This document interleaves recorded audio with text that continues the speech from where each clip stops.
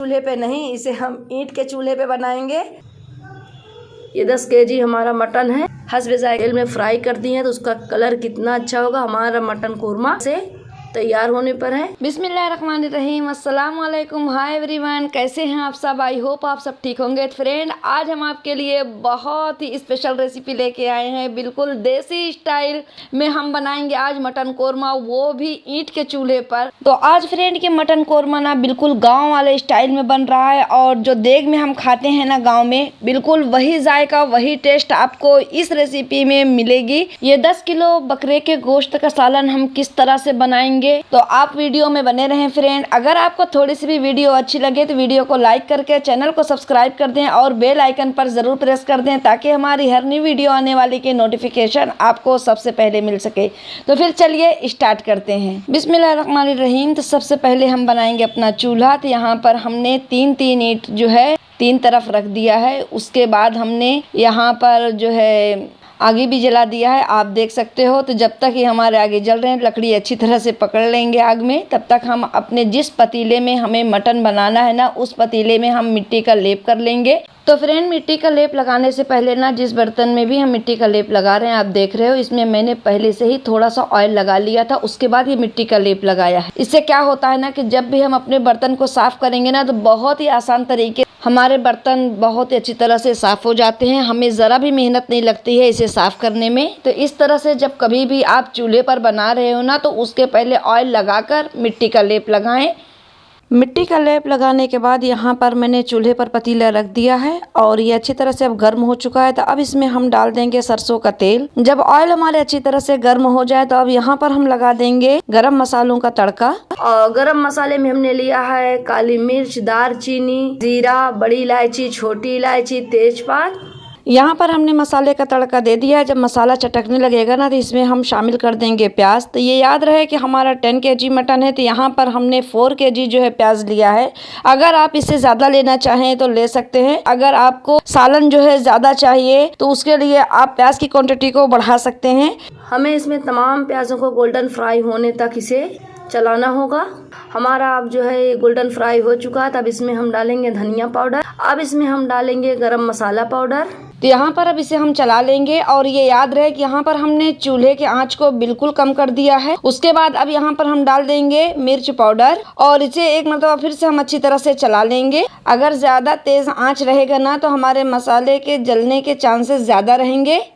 ये याद रहे कि अगर हमें करी का कलर अच्छा लाना है तो हमें इन सब मसालों को सूखा ही तेल में आंच को जो है कम करके डालना होगा ताकि हमारे मसाले जलने न पाए। तो इससे आपका कलर जो है करी का बहुत अच्छा आएगा मटन का। अब उसमें हमने जो है मटन को अच्छे से धोकर हमने इसका पानी निथार लिया था। पानी इसमें बिल्कुल भी नहीं है। ये 10 केजी हमारा मटन है।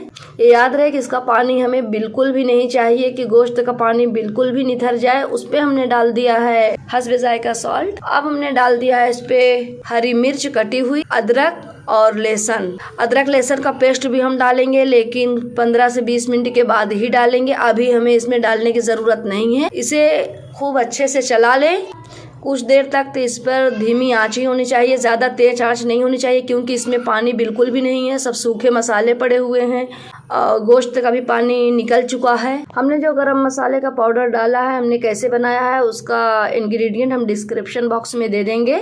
आप वहां से जाकर देखकर आप अच्छे से मसाले का पाउडर बना सकते हैं। जब तक हमारा मटन से ऑयल अलग न हो जाए तब तक हमें इसे अच्छे से चलाना होगा। हमारा ऑयल जो है मटन को छोड़ चुका है, तो अब उसमें ½ लीटर जो है बॉईल किया हुआ वाटर हम डालेंगे ताकि गोश्त हमारा जलने न पाए। ये याद रहे कि हमारा जो है आंच बहुत ही कम होना चाहिए, तब हमारा मटन कोरमा बहुत ही अच्छे से तैयार होगा। यहाँ पर इसे हम ढककर कम से कम 10 मिनट तक मीडियम आंच पर पकाएंगे और उसके बाद 10 मिनट के बाद अब हम इसमें शामिल कर देंगे तेजपात। उसके बाद हम इसमें डालेंगे अदरक लहसुन का पेस्ट और 10 से 15 मिनट तक हमें धीमी आंच पर ही से पकाना है। उसके बाद हम इसे चलाएंगे। ये याद रहे कि इस पे ज्यादा हमें आंच अभी नहीं करना होगा, स्लो आंच ही करना होगा। हमने लकड़ी की आंच को कम करके ही पकाया है और इसे लगातार बीच बीच में चलाते रहें ताकि पैन में हमारे गोश्त लगने न पाए। और यहाँ पर गोश्त हमारा अच्छी तरह से तैयार हो चुका है, तो इसमें तो फ्रेंड हमें जितनी करी की ज़रूरत थी ना उतना हमने पानी को अच्छी तरह से बॉईल कर लिया। उसके बाद इसमें हमने शामिल किया है। आप भी जब इसे बना रहे हो ना इस मटन को, तो पानी को बॉईल करके ही इसमें डालो, तो इसका टेस्ट ना बहुत ही अच्छा आता है। और ये आप देख सकते हो गोश्त भी हमारे अच्छी तरह से पक चुके हैं, सालन हमारे अच्छी तरह से तैयार हो चुके हैं। तो अब इसे हम चूल्हे पर से उतार लेंगे अपने पतीले को। अब इसे हम ढक कर रख देंगे। थोड़ा सा ये ठंडा हो जाए ना तो इसमें हम डाल देंगे हरी धनिया कट करके, ताकि इसकी खुशबू हरी धनिया की गोश्त के सालन में हमारी बरकरार रहे। धनिया से यहाँ पर गार्निश करने के बाद हम यहाँ पर डाल देंगे मीट मसाला। ये एवरेस्ट का मीट मसाला है। आपके पास जो भी अवेलेबल मीट मसाला हो आप उसे डाल दें। और उसके बाद इसे हम ढक देंगे 5 मिनट के लिए। 5 मिनट के बाद तैयार है आपके मेहमानों के सामने पेश करने के लिए हमारी देसी स्टाइल मटन करी। फ्रेंड आपको आज हमारी ये देसी स्टाइल में मटन कोरमा की रेसिपी कैसी लगी, अपना फीडबैक कमेंट सेक्शन में ज़रूर दीजिएगा। अगर आपको हमारी थोड़ी सी भी वीडियो अच्छी लगी हो ना तो हमारी वीडियो को लाइक करके हमारे चैनल को सब्सक्राइब कर दें और बेल आइकन पर ज़रूर प्रेस कर दें, ताकि हमारी हर नई वीडियो आने वाली की नोटिफिकेशन आपको सबसे पहले मिल सके।